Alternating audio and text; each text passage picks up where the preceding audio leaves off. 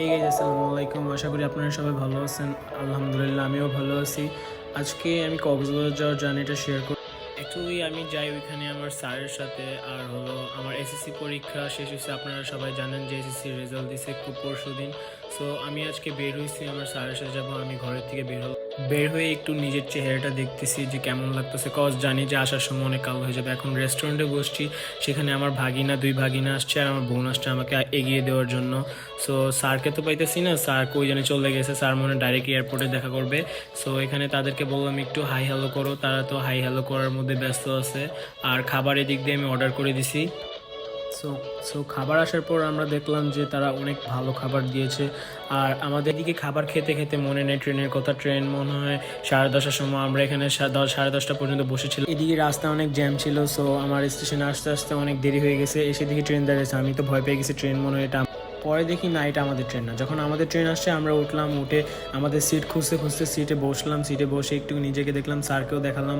স্যারকেও যাচ্ছে আমার, by the way আমার স্যার আনম্যারিড। কেউ কোনো আপু যদি ভিডিওটা দেখেন তাহলে স্যারকে কল দিতে পারেন, ম্যাটার না। আর এখন ট্রেন ছেড়ে দিয়েছে, আমরা ট্রেনের মধ্যে উঠে বসে বসে বাইরের সিনারি দেখতেছি।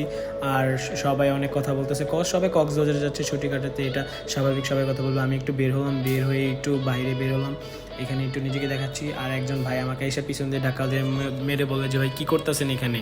আর আমার ফোন হলো একটু বেশি এক্সপেন্সিভ, তো তার জন্য সবাই বলতেছে ভাই ফোনটা এভাবে রাখেন না, ভেতরে রাখেন, কজ বাহির দিয়ে টান দিয়ে নিয়ে যাবে। আবার স্পিকারও মাইকে বলতেছিল। আমরা একটা ব্রিজের উপরে উঠে গেছি। সো ট্রেনটা যাচ্ছে, এখানেও নাকি অনেক ছিনতাইকারীরা থাকে। সো আপনারা যখন ট্রেন জার্নি করবেন সো ফোনটা একটু ভিতরে রেখেন। আমার স্যার ভয় পেয়ে গেছে। স্যার বলে যে তুই এইদিকে, আমি জানালা সিটে বসি। সো আমি এদিকে এসে পড়লাম, এদিকে এসে ভিতরে ট্রেনে একটু দেখালাম। সো অ্যাজ সবাই লাইট অফ করে ফেলছে, সো আমি আর বেশি কিছু দেখালাম না আর বললাম না। সো ট্রেনটা এইভাবেই যাচ্ছে। আর আমরা কালকে সকাল 5টার সময় কক্সবাজার পৌঁছে যাব। এটা হলো ডাইরেক্ট ট্রেন উঠছি। আর ট্রেনের টিকিটের প্রাইস আমরা অনলাইনে কাটছি 10 দিন আগে। সো এটার প্রাইস পড়ছিল হলো 740 টাকা সামথিং।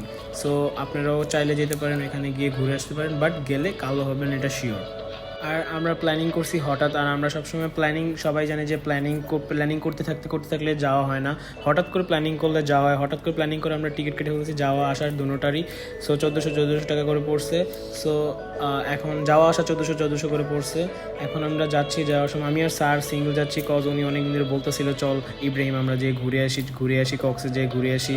পরে ভাবলাম রেজাল্ট যখন দিছেই, এখন সবাই যখন হ্যাপি, আলহামদুলিল্লাহ ভালো রেজাল্টই যখন হয়েছে, তখন ঘুরেই আসি ট্যুর একটা। পরে স্যারের সাথে গেলাম।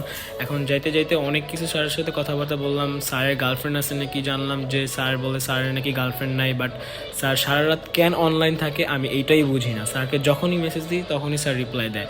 সো স্যার কেন অনলাইন থাকে এটা এখনও ইতিহাস, এটা কেউ জানলে আমাকে বলবেন ইনবক্সে। সো আমরা এখন যেতে যেতে দেখি আমাদের ট্রেন হঠাৎ করে ব্রাহ্মণবাড়িয়াতে নষ্ট হয়ে গেছে। এক্স্যাক্ট ব্রাহ্মণবাড়িয়াতে। আর ব্রাহ্মণবাড়ি হলো আমার গ্রামের বাড়ি। এখন ব্রাহ্মণবাড়িতে যখন ট্রেনটা নষ্ট হওয়ার পর দেখলাম যে এখানে আমার ভিলেজের বাড়ি। স্যার বলতেছিল ইব্রাহিম নেমে যা। আবার ট্রেনের মাইকেও বলতেছিল যাদের আশেপাশে বাড়ি আছে তারা নেমে যেতে। সো যাদের আশেপাশে বাড়ি অনেকেই দেখলাম নেমে চলে গেছে, বাট আমি তো আর যেতে পারবো না। আমি যাচ্ছি স্যারের সাথে কক্সবাজার ট্যুরের জন্য। সো এখানে গিয়ে আরও বেশি মজা করবো। এখানে এক্স্যাক্ট ব্রাহ্মণবাড়িতে এসে অফিসে এখানে কী যেন হয়েছিল জানি না। পরে অনেকক্ষণ ঠিক করার পর আবার ট্রেনটা চলতে দেখি ট্রেন তো যাচ্ছে ঝুকঝুক করে। পরে আবার দেখি স্যার মোবাইলটা ওই দিয়ে ঘুরে কী জানে করতেছে, বাট আমাকে দেখায় না। সো আমিও ভিডিও করলাম না। পরে নিজের দিকে একটু ক্যামেরাটা ঘুরালাম, দেখি নিজেকেও দেখা যায় না অন্ধকারের মধ্যে। আর পিছনের ভাইয়েরা তো মজা করতে। পরে সকাল হয়ে গেছে, আমরা এখন সকালে উঠলাম। উঠে দেখি 7:30টার মতো বাজে বা 5টার মতো হয়তো বাজে। বাট আমরা দেখি আশেপাশে আবহাওয়া অনেক ভালো। আমরা অলমোস্ট চট্টগ্রামে পৌঁছে যেতেছিলাম আর চট্টগ্রাম ক্রস ওভার করতেছিলাম। দেখি এখন ট্রেন উল্টে চলতেছে। যখন আমরা যাচ্ছিলাম তখন ট্রেন উল্টে চলতেছে, আবার যাওয়ার সময় আবার দেখি ট্রেন আবার উল্টে চলতেছে। পরে স্যারকে বললাম স্যার এরকম কেন? বলে স্যার তো দেখি স্যারের দিকে তাকায়, স্যার তো শেষ ঘুমাইতে কজ স্যার নাকি সারা রাত ঘুমায় নেই, সারা রাত মনে হয় কিছু করছে তাই এখন ঘুমায় নাই। সো আমি তো ঘুমাইছি একটুখানি। ঘুমায় উপরে উঠে দেখি বাইরের সিনারি অনেক সুন্দর। সকালবেলা খালি এলাকা, অনেক সুন্দর একটা জায়গা।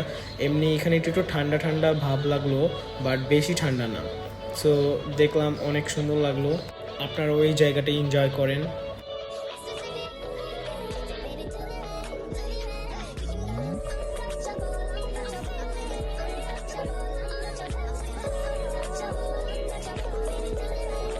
পরে হঠাৎ দেখি হঠাৎ করে আরেকটা নদী ক্রস ওভার করছি আমরা। সূর্যটাকে অনেক সুন্দর লাগলো, কজ একটু আগে সে উঠেছে, সে সুন্দর তো তাকে লাগবেই। সো আমরা এখানেও দেখছি অনেকগুলো ছেলে পেলে দাঁড়িয়েছিল। আমাকে অনেক ভাইয়েরা বলতেছিল যে ভাই ফোনটা সাবধানে রাখেন, আপনার ফোন কিন্তু টান দিয়ে নিয়ে যাবে, পরে কিন্তু ভাই কানলেও কাজ হবে না। সো আপনাদেরকে আবার সতর্ক করে দিচ্ছি, যারা ট্রেন জার্নি করবেন আপনাদের ফোন, আপনাদের পকেটের মানি ব্যাগ সব কিছু সাবধানে রাখবেন, সাইড করে রাখবেন, জানালার দিকে রাখবেন না, হঠাৎ করে টান দিয়ে চুরি হয়ে যাবে। আমাদের 2 সিট আগে একটা ভাইয়েরও ফোন এইভাবে টান দিয়ে নিয়ে গেছিলো, বাট সে কান্না করেও কোনো লাভ হয় নাই। বাট আমি তাও রিস্ক নিয়ে আপনাদের জন্য ভিডিওটা বানালাম। সো আপনারা লাইক ও ফলো করে দিন।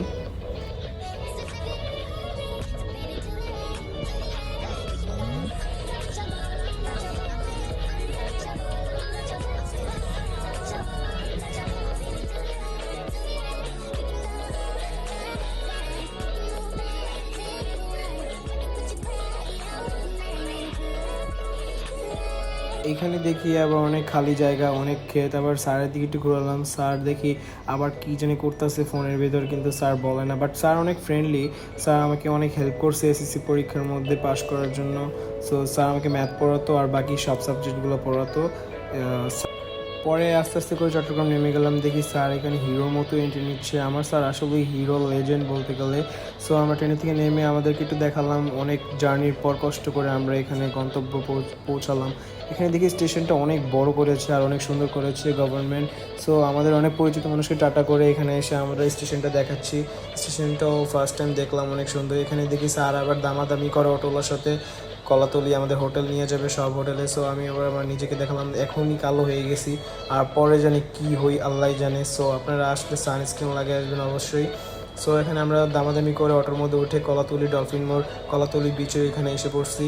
সো আমাদের ভিডিওটা আজকে এতটুকুই। সো নেক্সট ভিডিওতে দেখাবো আমরা কক্সবাজার এসে কী কী করছি আর কেমনে কম বাজেটে আমরা পুরো কক্সবাজার ফুল মজা নিছি।